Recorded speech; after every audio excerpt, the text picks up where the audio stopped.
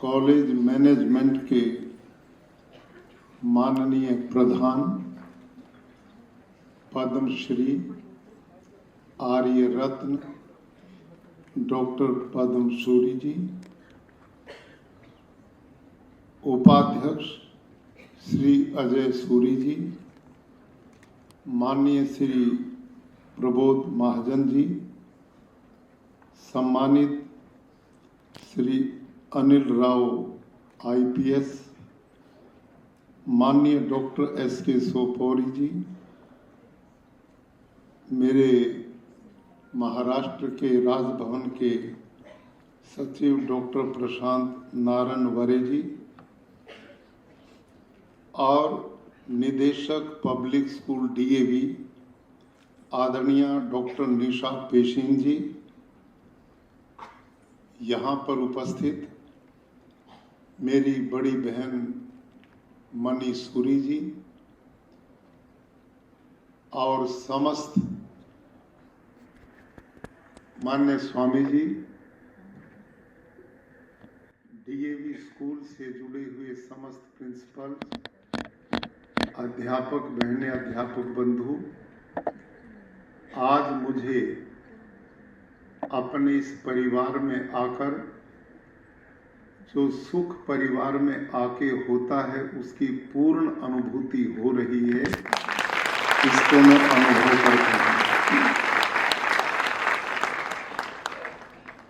माननीय प्रधान जी ने जो स्नेह, प्यार और अपनापन सदा दिखाया है वो बराबर मेरे माननीय प्रधान जी का जो उद्गार मेरे प्रति रहा, आज उन्होंने मेरी जिम्मेदारियां और बढ़ा दी हैं। जब कोई व्यक्ति किसी के बारे में जो शब्द कहे और वो ऐसा ना बने तो कहने वाले का अपमान होता है, और एक कहने वाला कहे जाने वाली बात की जो अपेक्षा किसी से रखता है वो उसका परम धर्म बन जाता कि जो लोग आकांक्षा करते हैं वो पूरी होनी चाहिए। तो इसका मैं बहुत प्रयास करूंगा। DAV हमारे पुरखाओं ने, महात्मा हंसराज जी, गुरुदत्त विद्यार्थी जैसे लोग, महात्मा आनंद स्वामी जी जैसे महान पुरुषों ने बहुत सोच और समझ के बाद भारत की तात्कालिक व्यवस्था को देखा और जिस प्रकार का भारत का निर्माण वो करना चाहते थे उस सोच के साथ उन्होंने DAV की स्थापना की थी। आज हमें प्रसन्नता है कि बहुत लंबी यात्रा तय करते हुए आज DAV ने माननीय प्रधान श्री पूनम सूरी जी के नेतृत्व में ऐतिहासिक कार्य किए हैं, और मैं समझता हूं DAV की ये व्यवस्था और इतना बड़ा संगठन जिसमें हजारों स्कूल्स हैं, कॉलेजेस हैं, यूनिवर्सिटीज हैं, एक प्रकार से सरकार के बाद शिक्षा के क्षेत्र में भारत की जितनी बड़ी सेवा DAV ने की है उतनी किसी संस्थाओं ने नहीं की। और DAV का मिशन केवल अक्षर ज्ञान नहीं रहा, इसके पीछे मुख्य रूप से महिला सशक्तिकरण, और उसका प्रमाण आज मैं इस हॉल में देख रहा हूं कि हम जैसे आप तो प्रधान जी, मजाक भी थोड़ा मैं कर लेता हूं, आजकल गुजरात और महाराष्ट्र की लगभग 60-65 यूनिवर्सिटीज हैं जिनका मैं चांसलर हूं, और उनके कॉन्वोकेशन में जाने का मुझे अवसर भी मिलता है। मैं देखता हूं पहले जो 80 गोल्ड मेडल है 100 में से वो बेटियां ले जाती हैं, और हमारे पहलवान जैसे अभी आपने ताली बजाई, वो ताली ही बजाते रह जाते हैं। तो अब मैं एक चिंता नई व्यक्त करता हूं। महिला सशक्तिकरण, बेटियों को पढ़ाओ, बेटियों को उठाओ, ये तो इतनी उठ गई कि आज सौभाग्य से हमारी बेटियां डॉक्टर हैं, इंजीनियर हैं, प्रोफेसर हैं। डॉक्टर पेशीन इतने बड़े डीएवी के सिस्टम को संभाल रही हैं। कोई साइंटिस्ट हैं, कोई इसरो में है, कोई पायलट है। कोई क्षेत्र तो नहीं बचा कि जहां बेटियों ने कीर्तिमान स्थापित ना किए हो। लेकिन अब गड़बड़ हमारे वालों में ज्यादा है। उनको मैं वास्तव में कह रहा हूं, संभालने की जरूरत है। अब वो बहुत तेजी से पिछड़ रहे हैं। कोई ड्रग्स में जा रहा है, नशों में जा रहा है, आपराधिक जीवन शैली अपना रहा है। ये दुर्भाग्य है। इतना लंबे काल के बाद बेटियों को अवसर मिला तो बुलंदियों पर चली गई। उनको सदा से अवसर है तो पीछे जा रहे हैं। इसलिए इसमें मेरी बहनों, आपके सहयोग की हमें बहुत जरूरत पड़ेगी। आप मातृमान, पितृमान, आचार्यमान पुरुषो वेदा। शतपथ ब्राह्मण में कहा, पहली तो गुरु बालक की मां है, और दूसरा पिता, और तीसरे गुरुजन है। मैं समझता हूं आप जो यहां पर बैठी हैं, बालक के निर्माण में दो हिस्से आज आपके पास हैं। आप गुरु के रूप में भी बैठी हैं और मां के रूप में भी बैठी हैं। यदि ये काम ईमानदारी से नहीं होगा तो हम पिछड़ जाएंगे। और भारत के यशस्वी प्रधानमंत्री श्रीमान नरेंद्र मोदी जी जिस अथाह परिश्रम के साथ लगे हुए हैं, रात और दिन 24 घंटा एक व्यक्ति केवल और केवल राष्ट्र की सोचता है, और अपने लिए नहीं। वो आपके और हमारे बच्चों की सोचते हैं। अपना तो उनका परिवार ही नहीं है। उनका परिवार है तो हम ही उनका परिवार है। मैं अनुभव करता हूं, उनके पास बैठने का मुझे अवसर मिलता है और मैं उनकी जीवनी को देखता हूं, तो ऐसा व्यक्ति जिसका 25 वर्ष का राजनीतिक जीवन है, और उस व्यक्ति ने 25 साल के राजनीतिक जीवन में एक भी दिन का अवकाश और छुट्टी नहीं ली है। एक भी अवकाश। हमारी तो स्थिति ये बन जाती है कि सैटरडे कब आएगा, और इतवार आता तो पूर्ण विश्राम चला जाता, मोबाइल भी बंद हो जाते हैं उस दिन विश्राम के लिए। लेकिन एक आदमी रात और दिन लगातार किसके लिए? कि भारत विकसित हो, भारत की संस्कृति विश्व में गूंजे, भारत आर्थिक रूप से दुनिया की महाशक्ति बने, हम साइंस टेक्नोलॉजी के क्षेत्र में दुनिया में किसी से पीछे ना रहें। एजुकेशन की दृष्टि से लंबी आजादी के बाद अब हमारी जो नई एजुकेशन पॉलिसी आई है, उसकी देन के पीछे भी उनकी सोच है कि दुनिया बदल रही है, हमारे बच्चे भी आधुनिक साइंस टेक्नोलॉजी के साथ आगे बढ़ते हुए भारतीय ज्ञान परंपरा जो है उससे भी दूर ना हो। हमारा जो वैदिक जीवन पद्धति है वो भी साथ में चलती रहनी चाहिए। तो आज डीएवी जो पूरे भारत देश में का शायद कोई प्रांत है कि जहां डीएवी नहीं है। और अब तो पिछले दिनों प्रधान जी बोल रहे थे कि हम विदेशों की ओर भी बढ़ने की तैयारी में हैं। ये बड़े गर्व की बात है। आज डीएवी ने करोड़ों विद्यार्थी इस देश को दिए हैं। उनमें कोई ऐसा क्षेत्र नहीं है जिसमें भारत में डीएवी ने अपनी पहचान न बनाई हो। ये मुंबई नगरी जहां अभिनेताओं के रूप में है, वहां डीएवी ने अपने विद्यार्थी दिए। खेल के क्षेत्र में भारत के सम्मान को बढ़ाने के लिए बहुत उच्च स्तर के खिलाड़ी कपिल देव जैसे लोग दिए।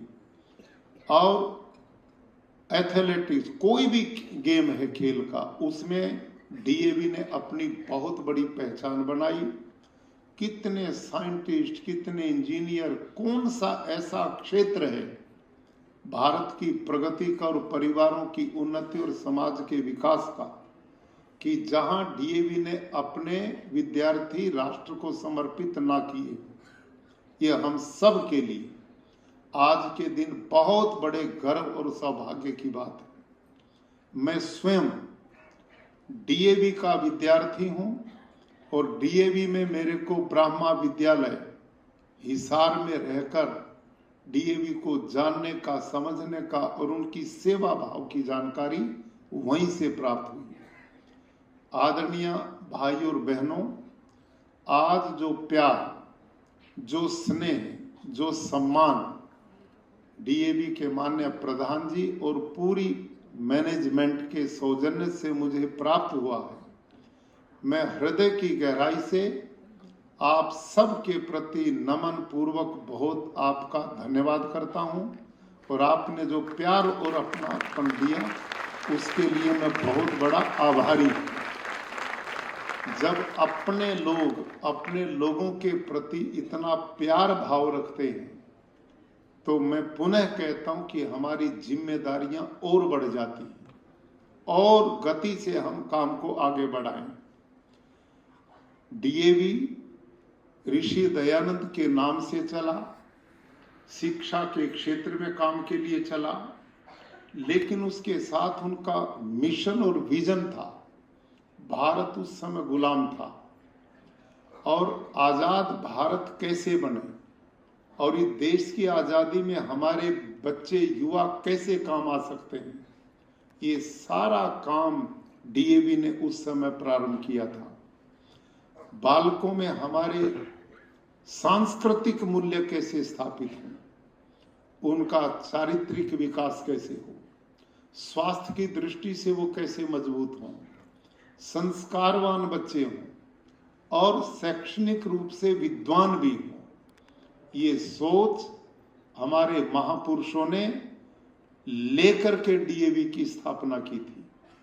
आज डीएवी का ये परिवार बहुत विशाल और वट वृक्ष का रूप धारण कर चुका है। माननीय प्रधान जी उस परिवार से आते हैं जिसमें महात्मा आनंद स्वामी जैसे लोग, जिन्होंने आर्य समाज की गरिमा, गौरव और ऋषि दयानंद के विचार को विश्व विख्यात करने का अभियान चला था। आप सब बहनें यहां पर बड़ी संख्या में हैं। आप प्रधान जी के परदादाजी थे, दादाजी थे ना, दादाजी थे। उन्होंने बहुत पुस्तकें लिखी और उनकी पुस्तकें इतनी सरल हैं, एक बार पकड़ के आदमी पूरी किए बिना छोड़ ही नहीं सकता। इतनी रोचकता से उन्होंने आध्यात्म को आगे बढ़ाया, परिवारों को जोड़ने का काम उस व्यक्ति ने किया और ऋषि दयानंद और वेदों की विचारधारा को विश्व तक पहुंचाने का काम किया। ऐसा साहित्य मैं नम्रता पूर्वक निवेदन करूंगा कि वो डीएवी के द्वारा भारी मात्रा में प्रकाशित हो और वो प्रत्येक अध्यापक के हाथों में जाए, जिससे उसको पढ़कर के भारत के भावी बालकों के निर्माण में अध्यापक एक योगदान दे सके। मैं उनके लगभग अनेक ग्रंथों को पढ़ चुका हूं। आप सबसे मेरा आग्रह कि एक बार आपने उनकी किसी पुस्तक को पढ़ा तो एक उपन्यास को पढ़ते हुए जैसे व्यक्ति नहीं छोड़ पाता, वो स्थिति उनकी पुस्तकों में है।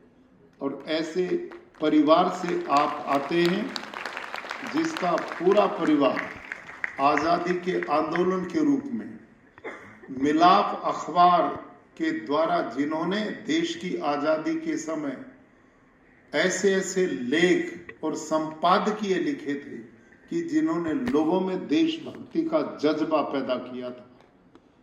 तो माननीय डॉक्टर पूनम सूरी जी उन्हीं संस्कारों से देदीप्यमान होते हुए इस परंपरा को उन्होंने बाखूबी आगे बढ़ाया। आपके डीएवी स्कूल्स में यज्ञशालाओं के निर्माण की बहुत बड़ी श्रृंखला पैदा की और उसके पीछे इनका एक ही मिशन रहा है कि बालक हवन और यज्ञ की वैज्ञानिकता को समझे और भारतीय संस्कृति और वैदिक परंपरा को जाने। ये संस्कार रहने चाहिए। केवल अक्षर ज्ञान मानव की पूर्णता का आधार हो ही नहीं सकता। मानव पूर्ण जब है जब उसके जीवन में वो चीज आती है। उदाहरण के रूप में हम अध्यापक लोग हैं, अब उस तरह की मैं बात कर लेता हूं। कौरव और पांडव जब गुरुग्राम, जो आज गुड़गांव है, इसकी अरावली की पहाड़ियों में द्रोणाचार्य का गुरुकुल था और उनके पास कौरव और पांडव दोनों पढ़ने के लिए आते थे। गुरुजी ने पहला पाठ दिया क्रोधान वर्ज्य, कि क्रोध करना बुरी चीज है, अच्छा नहीं है, इसको त्यागना चाहिए। केवल इतना ही पाठ दिया और कुछ नहीं दिया और छुट्टी कर दी, बेटा जाओ और कल इस पाठ को याद करके आना, कल अगला पाठ पढ़ाएंगे। सभी बालक घर चले गए, अगले दिन आए। द्रोणाचार्य का नियम था जो आज पाठ पढ़ाया अगले दिन सुन करके फिर अगला पढ़ाते थे। सभी छात्रों ने धड़ाधड़ पाठ का सुना दिया, लेकिन युधिष्ठिर का जब नंबर आया तो युधिष्ठिर ने कहा गुरुजी मुझे पाठ याद नहीं हुआ। गुरु ने कहा बेटे तुम सबसे बड़े हो, ये 2-4 अक्षर का पाठ भी तुम्हें याद नहीं हुआ, कल ध्यान से सुनो, याद करके आना। और गुरुजी ने अगला पाठ दे दिया, सत्यम वद, सदा सत्य का आचरण करो। और फिर छुट्टी कर दी, बच्चे चले गए। अगले दिन फिर उनका गुरुकुल प्रारंभ हुआ तो पाठ सुना। सभी ने पहले दिन वाला भी पाठ सुना दिया और दूसरे दिन वाला भी। जब युधिष्ठिर का नंबर आया तो अब फिर हाथ जोड़ के खड़ा हो गया, गुरुजी पाठ याद नहीं हुआ। गुरुजी ने धमकाया, अरे तुम सबसे बड़े हो, राजपाठ की जिम्मेदारी तुम पे आनी है, तुम्हें ये 4 शब्द याद नहीं हुए, क्रोधान वर्ज्य, सत्यम वद, ये गुरुजी नहीं हुए। तीसरा पाठ दे दिया धर्मम चर, जीवन में धर्म का आचरण करना चाहिए, छुट्टी कर दी और जाओ। फिर अगले दिन विद्यालय लगा, गुरुजी ने पाठ सुना, सब ने तीनों सुना दिए। युधिष्ठिर का नंबर आया तो फिर हाथ जोड़ के सिर झुका के खड़ा होगा, गुरुजी पाठ याद नहीं हुआ। अब जब 3 दिन हो गए, 4 शब्दों का पाठ याद नहीं, तो गुरुजी का पारा 104 डिग्री पे गया और एक लगाया थप्पड़। जब थप्पड़ लगाया तो युधिष्ठिर ने कहा गुरुजी आपके क्रुद्ध होने पर भी आज मुझे क्रोध नहीं आया, इसलिए मैं कह सकता हूं कि मुझे पाठ याद हो गया। आज मैं कह सकता हूं कि आपके क्रोधित होने पर भी मुझे क्रोध नहीं आया, तो मुझे पाठ याद आज हो गया। गुरुजी का सिर झुक गया और कहने लगा, ओ बेटे, जो पाठ मैं तुम्हें पढ़ाने चला था उसमें तुम पास हो गए और मैं फेल हो गया। ये थी भारत की पठन पाठन की परंपरा, ये थी हमारे जीवन मूल्यों की कल्पनाएं। यन मनसा मनुते तद वाचा वदति, यद वाचा वदति तद कर्मणा करोति। जो अंदर है वो वाणी में है, जो वाणी में है वो कर्म में है। ये था भारतीय जीवन मूल्य और हमारी पाठ विधि की परंपराएं। यहां केवल पाठ नॉलेज ज्ञान देने का रास्ता नहीं था, जानकारियां नहीं दी जाती थी।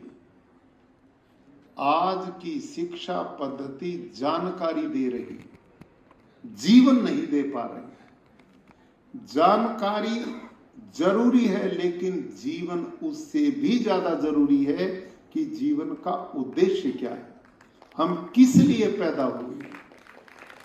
ये बालक को मैं और आप नहीं दे पाए तो हम अधूरे आदमी पैदा कर रहे।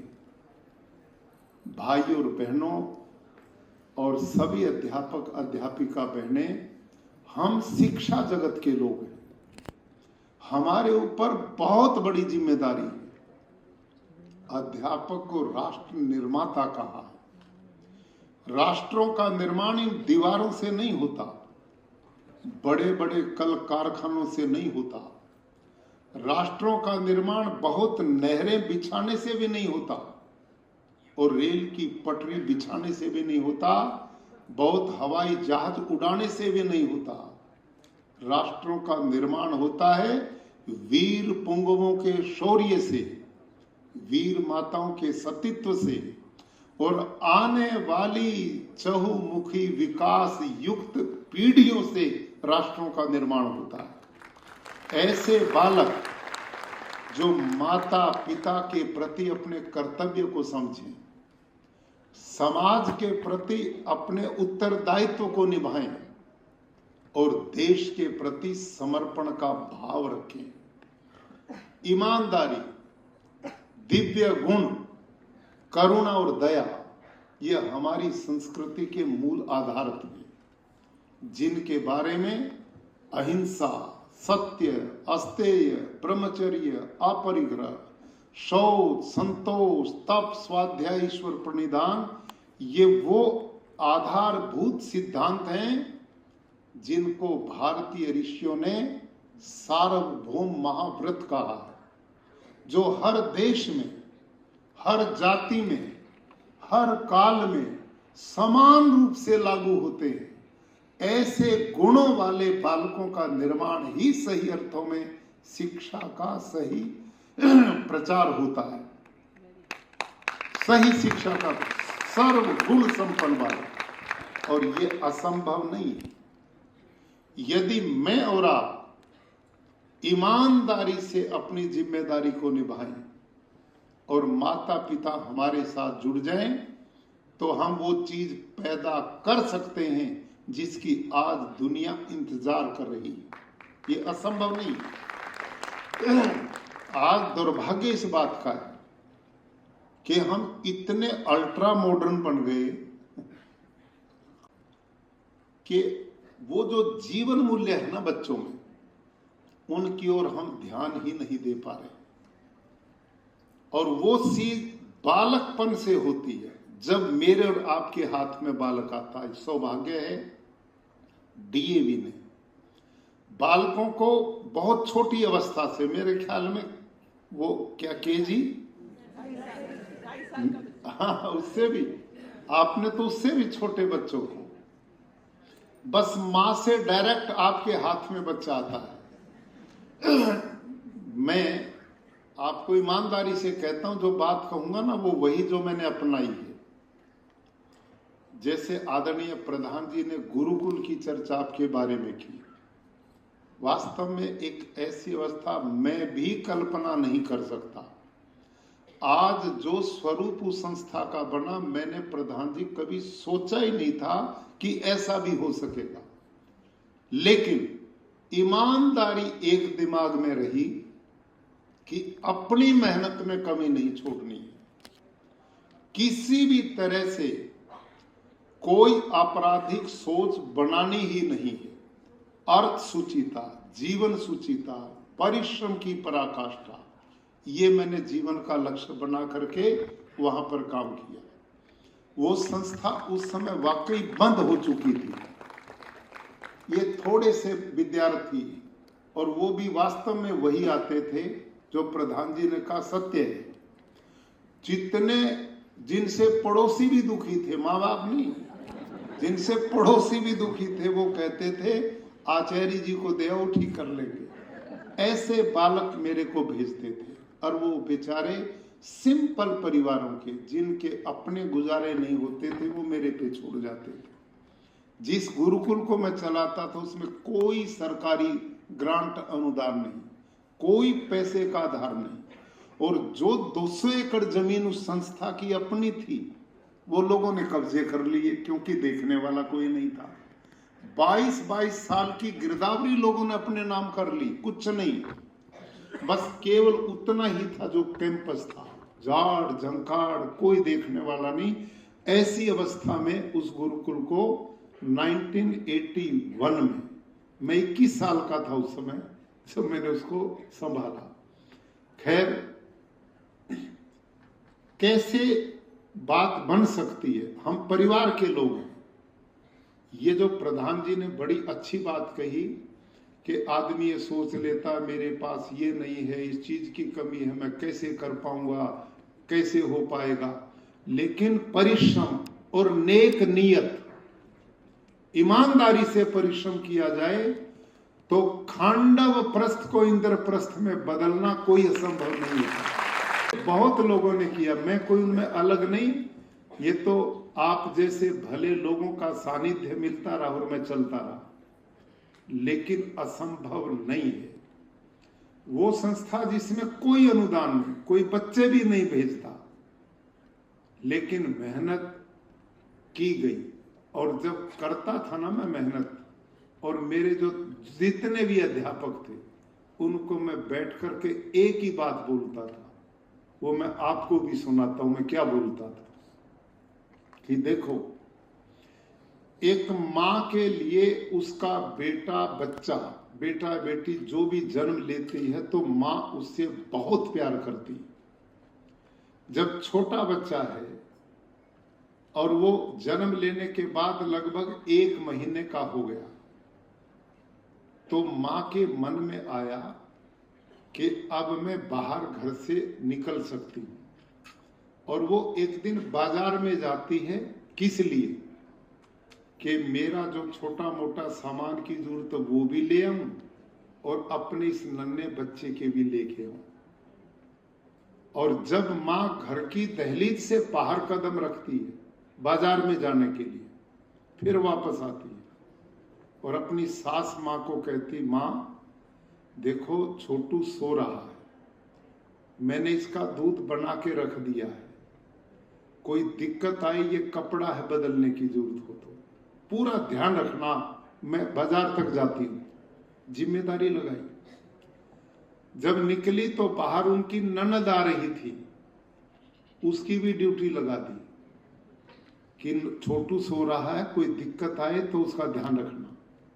और आगे गई तो पति देव आ रहे थे, उनकी भी ड्यूटी लगा दी।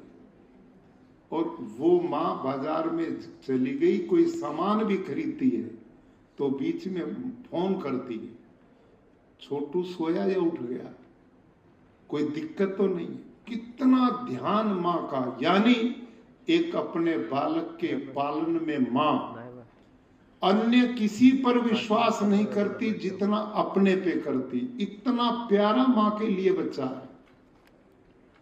वही बालक जिसके पालने में माँ ने अन्य पर इतना विश्वास नहीं किया, लेकिन उस माँ ने विश्वास किया तो किस पर विश्वास किया, छोटू बड़ा हुआ, उंगली पकड़ी, डीएवी स्कूल में आकर आपको सौंप गई हूं।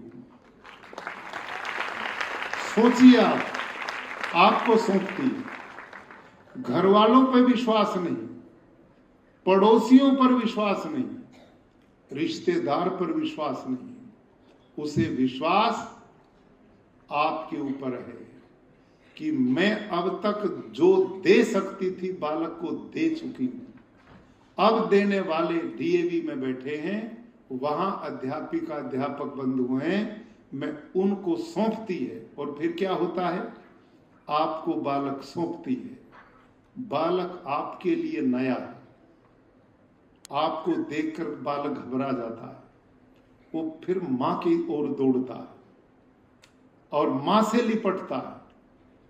मां जो इतना प्यार करती है, बालक को एक थप्पड़ लगाती है और फिर अपने से हटाकर आपको सौंपती है। सोचिए इस बात को आराम से, शांति से।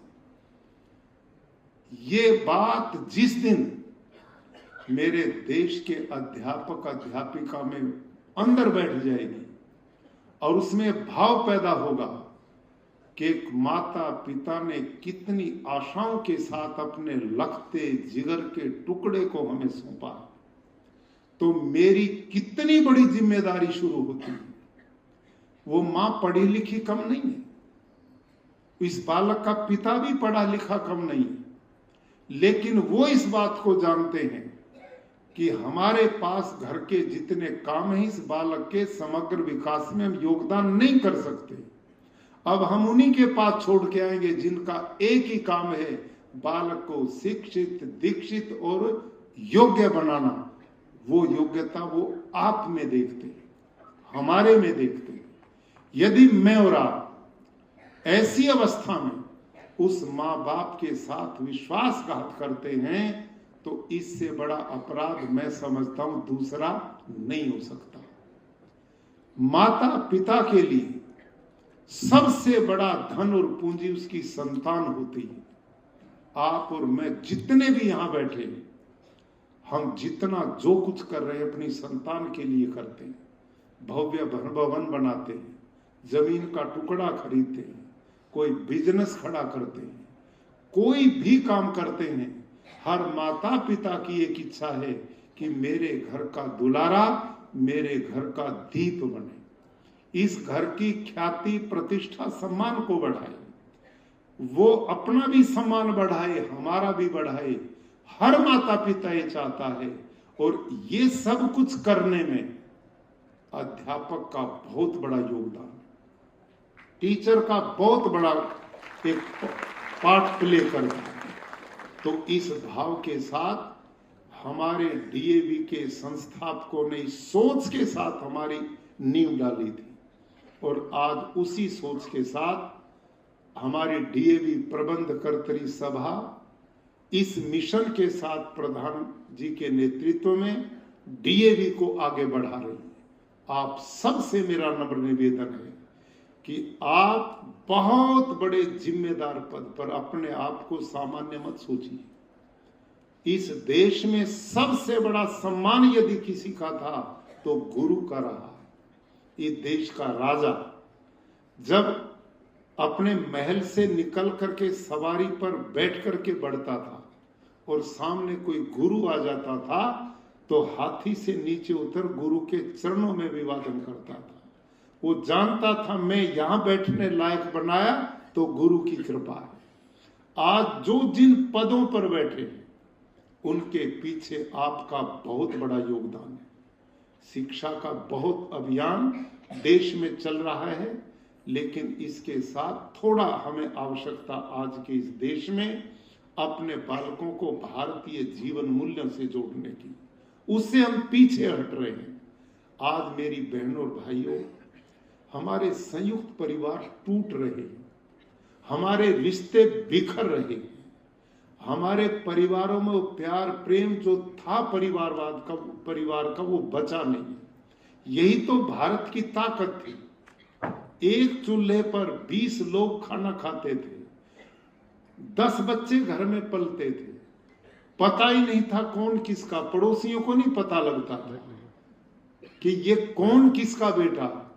इतना अपनापन बड़ी माँ छोटे बच्चों के लिए निभाती थी, बड़ा पिता छोटे भाई के बच्चों के लिए देता था, और वो बड़ों के लिए करते थे। कोई अविश्वास का भाव ही नहीं पैदा होता था। इतना खुला जीवन हमारा होता था। आज वो टुकड़ों में बट गया, स्वार्थों में बट गया। आज पॉलिटिक्स घरों में भी आ गई, स्कूल में भी पॉलिटिक्स, सब जगह पॉलिटिक्स। हम एक दूसरे को नीचा और छोटा कैसे बना सकते हैं? महानता ये नहीं है। गुरु जितना उदार होगा, गुरु की सोच जितनी व्यापक होगी, बालक वैसा ही बनेगा। मेरी बहनों और भाइयों, सिगमंड फ्रायड मनोविश्लेषणवाद का प्रवर्तक हुआ, बहुत बड़ा साइकोलॉजिस्ट हुआ, वो कहता बालक भाषण से नहीं सीखता, बालकों को भाषण तो नहीं सीखता, बालक देख करके सीखता है। आप और हम जो कुछ हैं वैसा ही बालक बनेगा। मैं और आप अनेक ऐसी गलतियां बच्चों के सामने यूं समझ करके कर जाते हैं कि इसको क्या पता है, ये तो बहुत छोटा है, इसको क्या जानकारी है, इसकी बुद्धि भी विकसित नहीं है। लेकिन इसका उदाहरण आप स्वयं देख सकते हैं। आप एक 2.5 साल के बच्चे को लो और एक 40 साल के प्रोफेसर साहब को लो जो पीएचडी है, डीलिट है, बड़े पद पर है, अनेक ग्रंथ लिख दिए। उन दोनों को ऐसे देश में छोड़ दो जहां की भाषा दोनों ही न जानते हो, बताओ पहले कौन सीखेगा वहां की भाषा? क्यों सीखेगा? वो तो 2.5 साल का, जिसको आप और हम कहते तो अबोध है, इसको तो पता ही कुछ नहीं। और ये प्रोफेसर साहब हैं, इतनी डिग्रियां हैं, इतने पढ़े लिखे हैं, उम्र भी 40 साल की है, बुद्धि भी विकसित है, पहले उसे सीखनी चाहिए कि नहीं? लेकिन आप में सबका एक ही सवाल होगा कि 40 साल का व्यक्ति पढ़ा लिखा और 2.5 साल का बालक, दोनों को ऐसे देश में भेजो जहां पहले वहां की भाषा सीखे। सबका उत्तर क्या है? बालक सीखेगा, बच्चा सीखेगा। क्यों सीखेगा? इसलिए सीखेगा कि बालक का मस्तिष्क कोरे कागज की तरह है, उसमें कोई सवाल नहीं निकला हुआ। आप और हमारा मस्तिष्क में जितनी जगह थी वो सारी भर चुकी है, इतना सामान उसमें है, नई बात को जगह बनाने के लिए जगह ढूंढनी पड़ती है उसमें। और इसके लिए सिगमंड फ्रॉइड एक बहुत बढ़िया उदाहरण देते हैं। आप समतल धरती पर, ध्यान करो मेरी बहनों और भाइयों, समतल धरती पर 2 गड्ढे बनाओ और एक गड्ढे को पानी से भर दो, एक को खाली छोड़ दो, और दोनों के बीच में पानी डालो। बताओ भरे हुए गड्ढे में जाएगा या खाली में जाएगा? बोलो, खाली में जाएगा। आप तो पढ़े लिखे प्रतिभाशाली स्टूडेंट्स हैं आज मेरे सामने, भरे में क्यों नहीं जाएगा? वो तो पहले ही भरा हुआ है। बस एक बड़े 40 साल के आदमी और 2.5 साल के बच्चे में यही अंतर है। इस 40 साल के व्यक्ति का मस्तिष्क रूपी गड्ढा, इसकी स्लेट है ना जो, वो तो भरा पड़ा है, और इस बालक का बिल्कुल खाली, विचार इसमें सीधा जाकर के जगह पाएगा, उसमें वो नहीं पाता। इसलिए बालक की कैचिंग पावर बड़े व्यक्ति से कई गुना ज्यादा होती है। इसलिए बालक, ध्यान करो, आप जितने बैठे ना मेरे सहित, एक तो नाम आपके माता पिता ने आपका दिया हुआ है, और एक नाम गुण कर्म स्वभाव से बच्चे हमारा निकालते हैं, हाँ या ना? क्यों बहनों, है क्या नहीं? सबका नाम उन्होंने दिया, भले ही आपको ना पता हो। उनकी जब मंडली बैठती है ना बच्चों की, वो सब की चर्चा करते हैं, वो इसका भी देखते हैं कैसे उठते हैं, कैसे बैठते हैं, क्या कपड़े पहनते हैं, कैसे बोलते हैं, पढ़ाने की क्षमता क्या है। गुरु की ताकत क्लासरूम में सबसे बड़ी ताकत एक है कि वो अपने सब्जेक्ट में निष्णात होना चाहिए। यदि आपने बच्चे को पिटाई और मार, वो तो जमाना गया, वो खतरे मोल लेने की अब जरूरत नहीं है। हमारे समय वो चलता था, खूब कुटाई होती थी, जम के पिटाई, ना हम कैसे थे, कमाल कैसा युग था वो। गुरु कूट देता था, कोई गुरु के प्रति दुर्भाव नहीं पैदा होता था, लेश मात्र में। बच्चों के सामने कुटाई हो जाती थी, कोई बेइज्जती भी फील नहीं होती थी, इतने गजब थे। आज तो भाई आपको प्रणाम है जिनको आप पढ़ाते हैं, आपको प्रणाम है। ये वाकई, ये मैं बहुत आपको बधाई देता हूं बहनों भाइयों को, जो आज के चुनौतीपूर्ण वातावरण में बच्चे की साइकोलॉजी को समझ करके उसको शिक्षित भी कर रहे हैं। आज आप बालक के बीच में, क्लास के बीच में किसी बच्चे को थोड़ा सा अलग बात कहोगे तो वही समस्या पैदा हो जाएगी। अब इन सब चीजों को भी हमने समझना है। अब बदल गया है, अब हमारे सिस्टम भी बदल गए, हमारे सामाजिक व्यवस्थाएं बदल गई। अब इसी में रह करके हमने बच्चे को शिक्षित करना है। तो इसका तरीका क्या, जो मैं अनुभव किया 35 वर्ष मैं बच्चे पढ़ाता रहा, इस अनुभव के आधार पर मैं एक ही निवेदन करूंगा कि आप क्लासरूम में ऐसी स्थिति मत पैदा होने दो कि आपको अपमान की ओर बढ़ना पड़े या बच्चे का अपमान किया जाना पड़े। दोनों का ध्यान करना।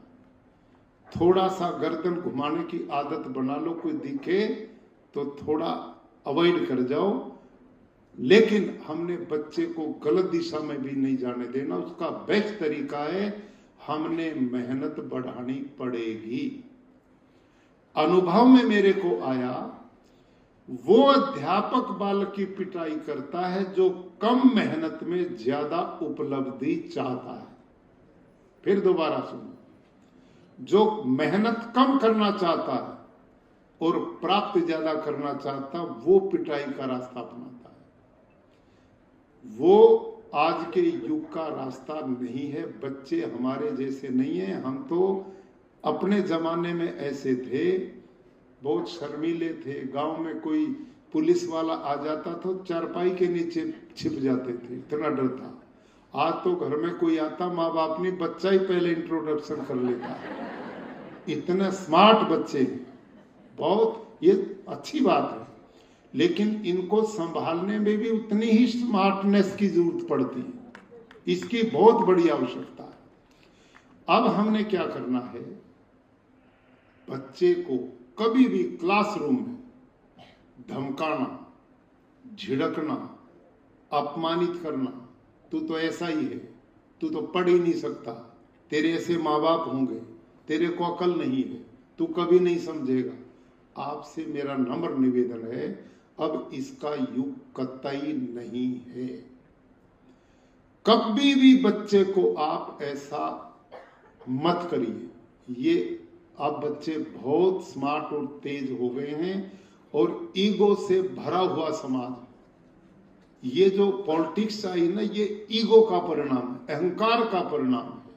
ये इतना बलवान बन चुका मेरे आप सब में कि आज इससे टकराना खतरे से खाली नहीं है। इसका बेस्ट तरीका क्या है कि आप बालक को उस समय जो थोड़ा शांत करो, फिर उसी के बीच में उसको उठाओ, उसके कंधे पे हाथ रखो, बेटे तू बहुत अच्छा है, मुझे पता है थोड़ी सी आप लापरवाही हटा के मेहनत करोगे तो आप औरों से भी आगे जा सकते हो। आप में भगवान ने बहुत प्रतिभा दी। आप ऐसे बच्चे को उत्साहित करो और उसको सवाल, कोई भी क्वेश्चन ऐसा दो जो बहुत सरल है, कठिन बिल्कुल मत दो। इतना सरल क्वेश्चन दो कि आपके मन में हो कि ये इसका उत्तर सही बताएगा ही बताएगा, और वो देकर वो उत्तर दे दे, अरे मैं यही तो आपको बता रही थी कि आप इतने अच्छे बच्चे, देखो कितना अच्छा उत्तर आपने दिया। बस उसी दिन से आपसे खुलना शुरू हो जाएगा, उसका भय निकल जाएगा और आप उसको थपकी देते रहो और आगे बढ़ता जाएगा। ये एक रास्ता मनोविज्ञान का बालक को आगे बढ़ाने का बहुत अच्छा है।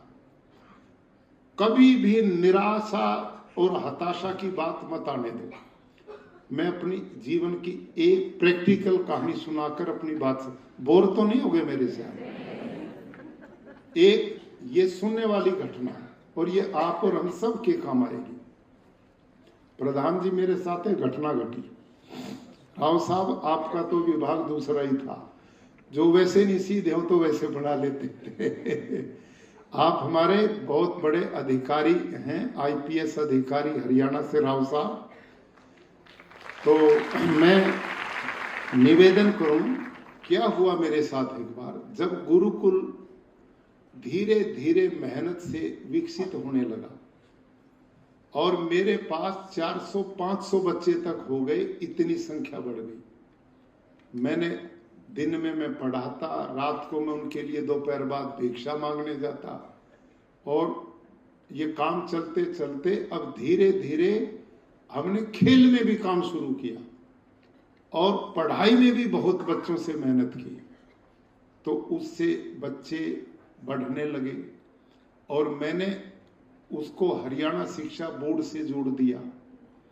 फिर और मेहनत की, फिर मैंने सीबीएसई बोर्ड से उसको जोड़ा और उससे बच्चे बढ़ते फिर 800-900 बच्चे तक हो गए।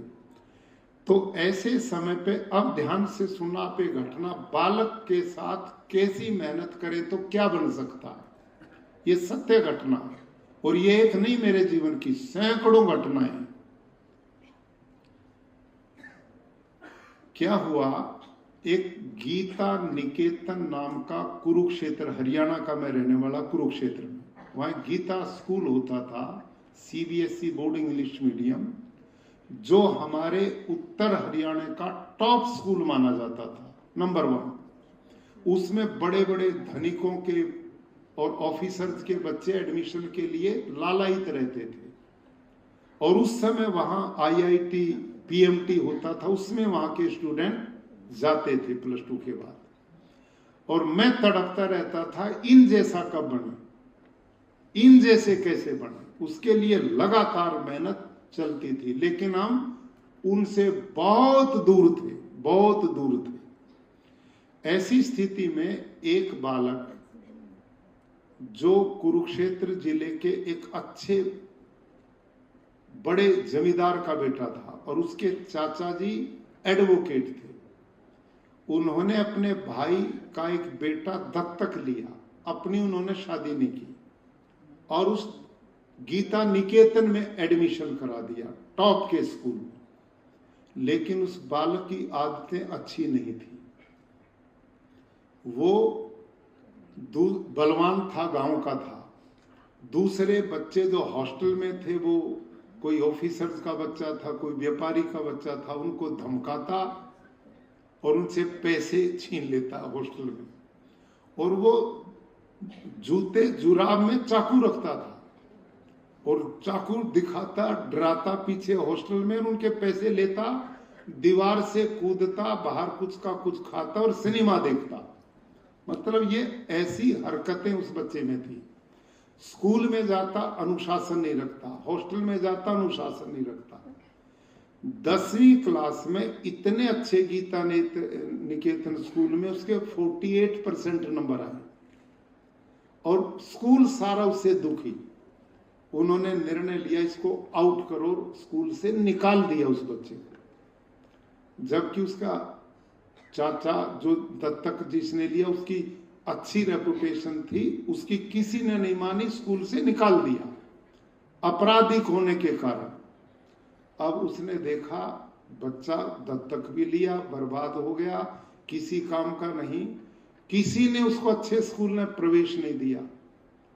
तो मेरे पास वो आया लेके, मैं जानता था उसको थोड़ा, और उसने मेरे को सिफारिश की कि मेरे बेटे ने ये आदतें की, गलत है, और हमें सुना गुरुकुल ठीक कर देता बच्चों को, आप इसको लो, ऐसे बिगड़े हुए आते थे। तो मैंने जी वो ले लिया कई दबाव में, और उस बच्चे ने वही काम मेरे यहाँ शुरू किया। मेरा भी हॉस्टल था, उसने वही काम, बच्चों को पीटना, मारना, चोरी करना, दीवार कूदना, सिनेमा देखना, खाना पीना, ऐसी हरकतें करता। तो मेरे जो चीफ वार्डन थे और वार्डन्स, उन्होंने कहा जी ये संकट आपने ले लिया, हमारा तो गुरुकुल बहुत अच्छे बच्चे हैं, सब नियमित काम करते हैं, और इसने हमें नाक में दम कर दिया। तो मैंने उस बच्चे को बुलाया एक दिन, कहा बेटे आप अच्छे परिवार के बच्चे हैं और ऐसी हरकतें अच्छी नहीं है, एक स्कूल से आप निकाल दिए हो, यहाँ करोगे तो यहाँ से भी निकलोगे, और ठीक होके काम करो।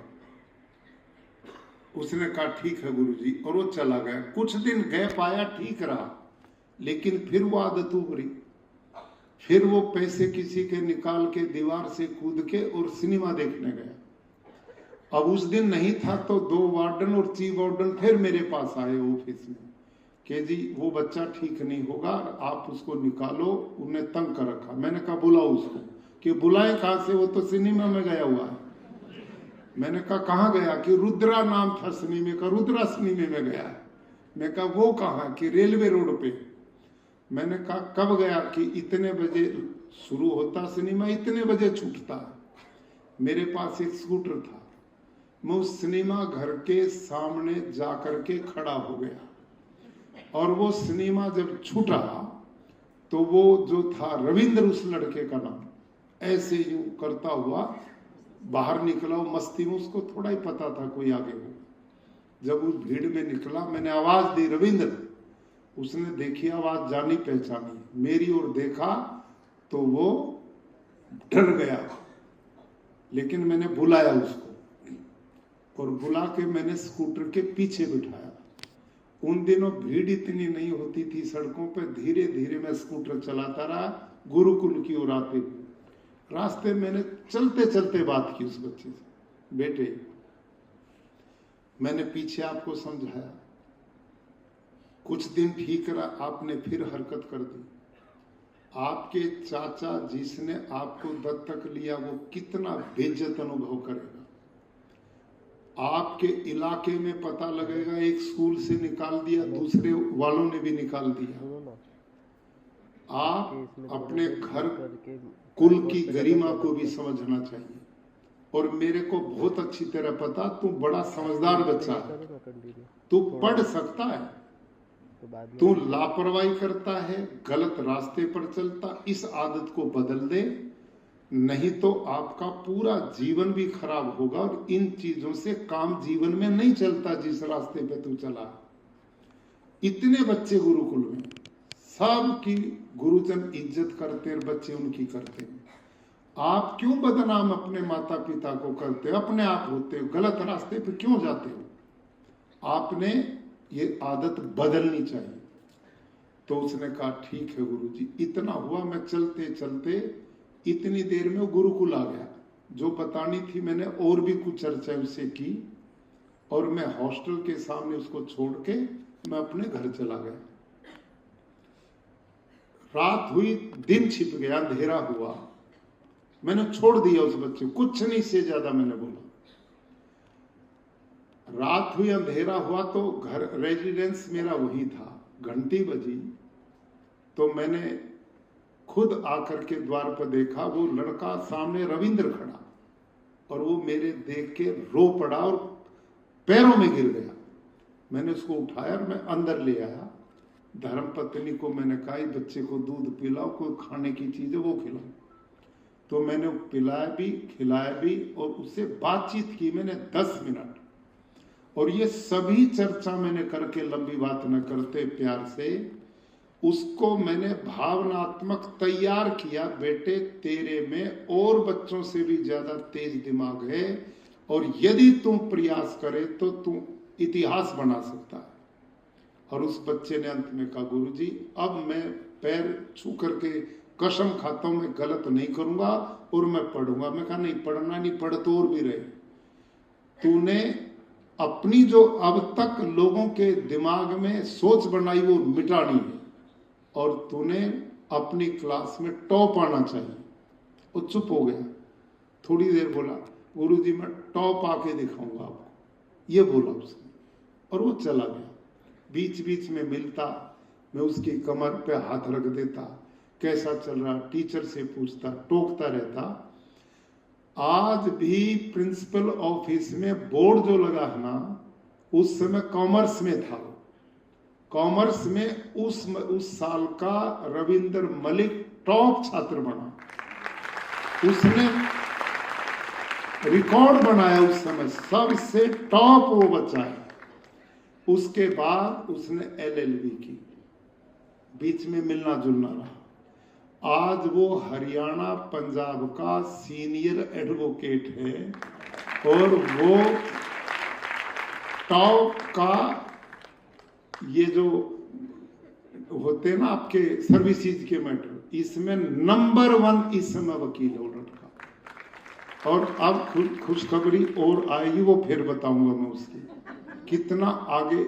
ये एक घटना, एक टीचर, मैं चाहता, अब इस पर सोचो आप थोड़ा सा, गुरुकुल में उस समय मैं प्रिंसिपल था, मैं चाहता तो पिछले स्कूल वालों की तरह उसको निकाल सकता था, क्या दिक्कत थी?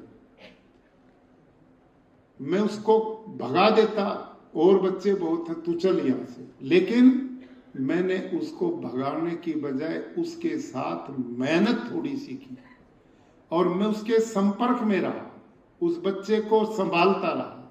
उसका परिणाम आज वो कहां चला गया।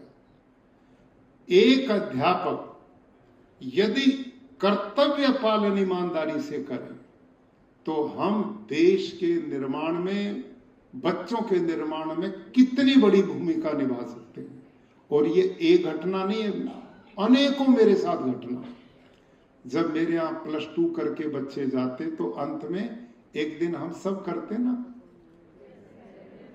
फेयरवेल करते हैं। उस दिन बच्चों को हम मौका देते हैं बोलने का, अपने अनुभव सुनाओ, क्योंकि हमारा रेजिडेंशियल स्कूल है। भाई तुम क्या अनुभव करते हो? अनेक बच्चे रोते, कहते गुरुजी यदि हम यहाँ नहीं आते तो मैं जेल में होता, पता नहीं मैं हत्यारा बनता, मैं अपने माता पिता को कितना तंग करता, कितना सुख मिलता है। आज मैं जाता हूं बाहर, अभी मेरे डीसा बैठे हैं, IPS सर सीनियर हैं अपने गुजरात में, बलराम मीना जी। अभी 5-7-10 दिन ही पहले हम जहाज में बैठे, दिल्ली के लिए शायद थे, पायलट अपनी सीट छोड़ कर आया, आते उसने मेरे को प्रणाम किया, जी मैं आपका स्टूडेंट ही तो हूं। अभी ये 5-7 दिन पहले की बात है। और मैं एक दिन बेंगलोर में, मेरे साथ दूसरे AD साहब थे, एक CSF का, मेरे ख्याल में अच्छे पद का था, DSP वगैरह कौन था, दौड़ा आया, पैरों में गिर गया, ड्रेस में ये काम मना होता, लेकिन इतना प्यार। वो कहता जी आज ये कृपा आपकी है, नहीं तो मैं अपराधियों में मैं ही था जो सबसे ज्यादा गड़बड़ करता था। ऐसी एक नहीं कितनी घटनाएं होती हैं। हजारों बच्चे आज मैदान में आ गए, कोई कहीं है, कोई कहीं है। और आज उस गुरुकुल की स्थिति, मेरे भाई और बहनों, अंत में बताता हूं, माननीय प्रधान जी ने जो चर्चा की, वही गुरुकुल जिसमें कोई बच्चे नहीं भेजता था, वो गुरुकुल जिसमें कोई सम्मान भाव नहीं था, आज उस गुरुकुल से मैं 70 बच्चे NDA में दे चुका हूं। 70 बच्चे IIT नीट में दे चुका हूं। पिछले 1 साल में, जो ये पिछला वर्ष गया, उस गुरुकुल से 17 बच्चे NDA में गए, 8 बच्चे नीट में गए, इतने बच्चे IIT में गए हैं। NITs में तो बहुत जाते हैं। एक भी मेरा स्टूडेंट ऐसा नहीं जो बेरोजगार हो, एक भी। मतलब कहीं ना कहीं वो अपना रास्ता बनाते हैं, इतना इंडिपेंडेंट हम उनको बनाते हैं गुरुकुल में रख करके। और अब तो उस गुरुकुल को देखकर जिसमें कोई बच्चे नहीं भेजता था, पिछले वर्ष 13,500 बच्चे हमारे एग्जाम में बैठे थे।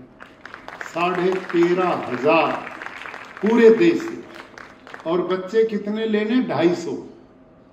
13,500 में से 250 बच्चे। और उसका परिणाम, अब उस एक गुरुकुल से लोगों ने प्रेशर मेरे पर डाले, हम कहाँ जाएं, हम तो आपके गुरुकुल में पढ़ाना चाहते हैं। मैंने साथियों की एक टीम तैयार की, भाई करो आगे बढ़ो। बैंक वालों से बात की, मैं कहा हमारे पास पैसा नहीं है, गुरुकुल कैसे बनाए। हमारी संख्या को जब बैंक वालों ने देखा, इन पे तो बच्चों की भीड़ है, पैसे का खतरा ही नहीं, तो बैंक वाले लोन देते गए। और अब हमने इस गुरुकुल से 4 गुरुकुल नए और बना दिए, 4। और आश्चर्य ये है, हम बनाते हैं 500 बच्चों का 1000 अगले साल आ जाते हैं, हम उसको बढ़ाते हैं 2000 ज्यादा आ जाते हैं। अब आज स्थिति ये है कि एक गुरुकुल 1000 बच्चों का, सिलेक्टेड बच्चों का हर साल हम बना सकते हैं, लेकिन वो समय नहीं, पैसा नहीं। इतना लोगों में विश्वास, इतना प्यार, इतना अपनापन, ये क्यों है? क्योंकि जैसा बच्चा देते हैं हम लौटा करके उससे कई गुना वो संस्कारवान भी बनता है, शिक्षावान भी बनता है और बलवान भी बनता है। तो ये सब चीजें अध्यापक ही कर सकता है। हम सब में एक क्षमता है, ये मेरे में नहीं है, आप सब में एक क्षमता है। हम अपने रूप को पहचाने, स्वरूप को पहचाने, और डीएवी जिस मिशन के साथ ये अभियान चलाए हुए बधाई के पात्र हैं। ये बहुत बड़ी मानव सेवा है, बहुत बड़ी भावी पीढ़ी के निर्माण का कार्य है। आज जो प्यार, प्रेम, स्नेह और सम्मान आपने मुझे दिया, इसके लिए पूरी मैनेजमेंट को, आप सबको बहुत बहुत साधुवाद, बधाई।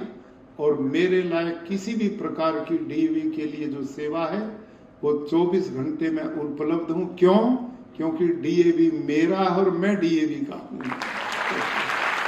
ये हमारा अपना। बहुत बहुत धन्यवाद, बहुत बहुत धन्यवाद।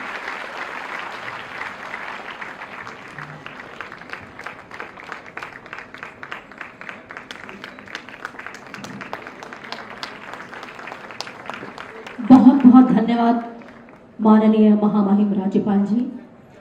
आपके अनुभव, आपकी प्रेरणा और आपके वचनों ने हमें वह मार्ग दिखाया जिस पर चलकर हम अपने छात्रों का भविष्य बहुत ही उन्नत बना सकते हैं और समाज को नए नए नित नए कर्णधार दे सकते हैं। धन्यवाद।